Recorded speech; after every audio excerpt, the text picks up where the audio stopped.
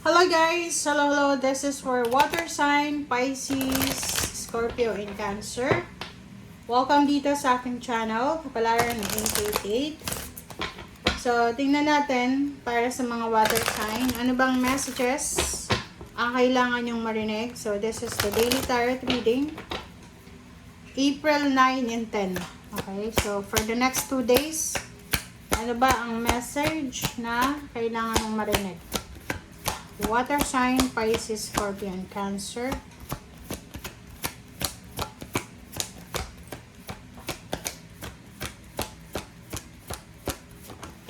Alright. Child. Number 18. Number 9. Okay, you're focusing sa child. Next is concern. 33. So, nakikita natin dito na posibleng merong water sign, Pisces, Scorpio, and Cancer dito na yung focus mo is between your childhood and then yung parang kasi etong dalawang barang yan is nasa parang halimbawa hindi ka pa naman senior citizen, hindi ka naman bata. So, maybe nasa edad kang 30 years old or sabihin na natin na 20 years old until 60 years old. So, nasa ganun kang range na edad. Sinasabi ng Barasio dito na medyo ngayong dalawang araw na ito is nagre-reflect ka. Okay? Nag-iisip ka. Marami kang iniisip about your past, about your childhood, and medyo nag-iisip ka din, medyo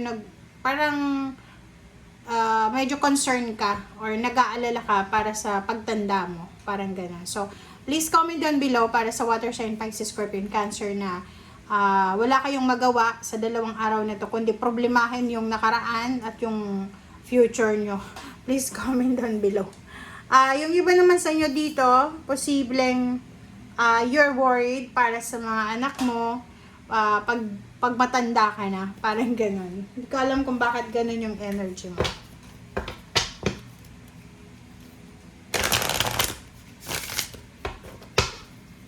Okay. Water sign, Pisces, Scorpio, and Cancer.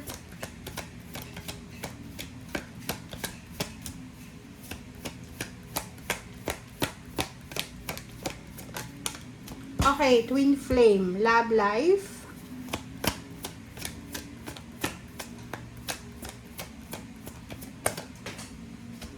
Okay. Alright, you can do it. Oh.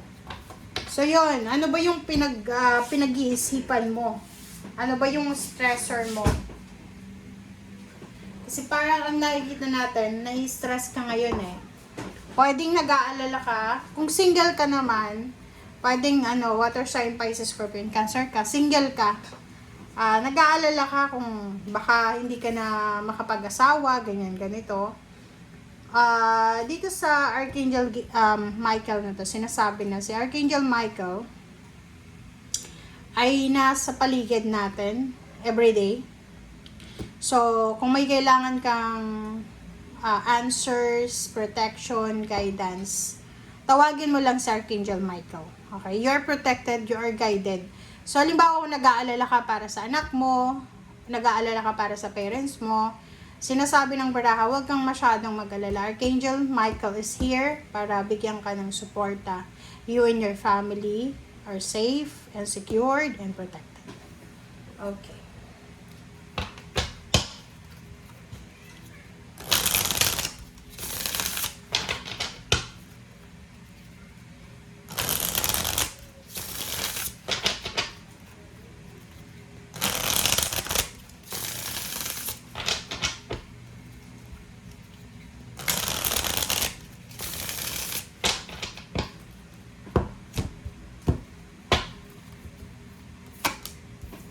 Okay, Judgment,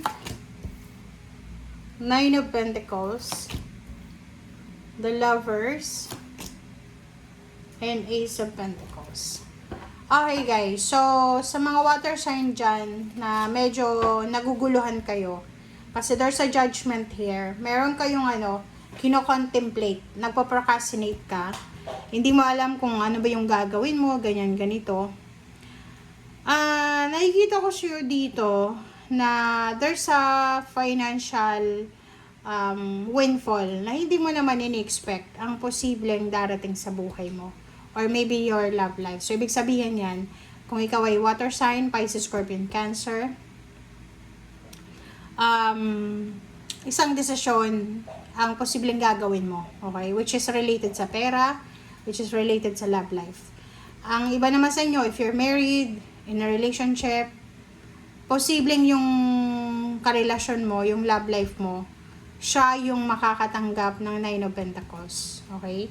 Like for example, dito, yung Ace of Pentacles, this is new beginnings, okay? Like new jobs, new career, lump sum of money, windfall of money, unexpected income, parang ganun. So, sinasabi ng bara sa'yo na yung karelasyon mo to.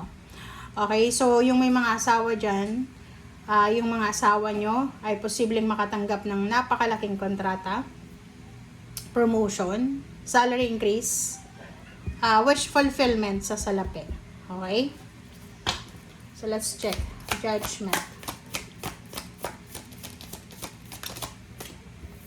Okay, Hangman. So, dito sa Hangman na to, sinasabi ng bara sa'yo na may mga desisyon daw kayo na kailangan nyo munang ihang sa araw na ito. So, like for example, kailangan mo nang i-consider yung decision mo because of your relationship.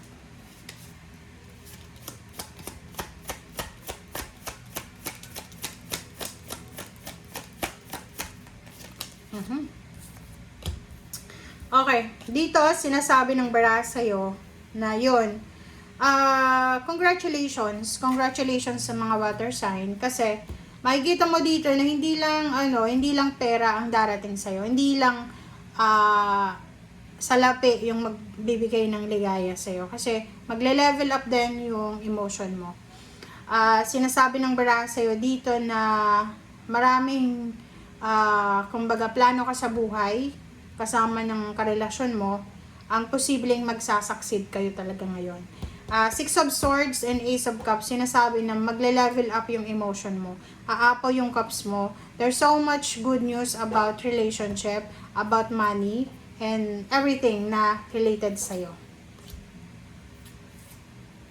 Let's check the lovers.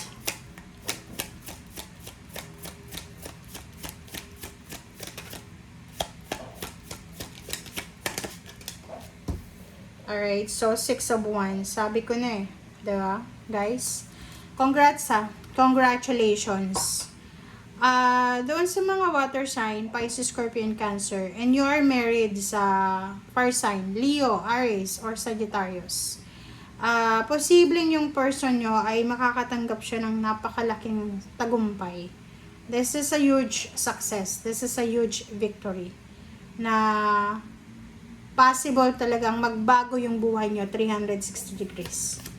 And just parang snap lang, pwedeng magbago yung takbo ng buhay nyo financially. Sinasabi ng bara sa'yo dito, kung ikaw naman ay water sign, Pisces, Scorpion, Cancer, na maraming mga offers, job offers, or maybe financial offers. Pag-isipan mo daw ng mabuti, okay? Huwag mong i-reject, okay? Like for example, may trabaho ka na sa ngayon, tapos may mag-o-offer ulit ng ibang source of income. Huwag mong i-reject yun. Kailangan pag-isipan mo. I-weigh mo siya ng tama. Wheel of Fortune and Child of Wands. Eight of Pentacles. So, isang exciting na trabaho, isang exciting na source of income, isang exciting na good news about money, ang posibleng magbibigay ng pagbabago sa buhay mo. This is all about money. Puro money, okay? So, sinasabi ng bara sa'yo dyan na lahat ng pagtitiis mo, lahat ng mga sacrifices mo ay may kapalit na. Andito na. So, abot kamay mo na to. Hindi ko alam, pwedeng ikaw yan na makakatanggap ng pera. Pero yung pinaka-visible dito, it's your partner, it's your boyfriend, girlfriend, it's your relationship na posibleng aarangkada yung tagumpay nyo na dalawa. Okay? Thank you guys. Bye!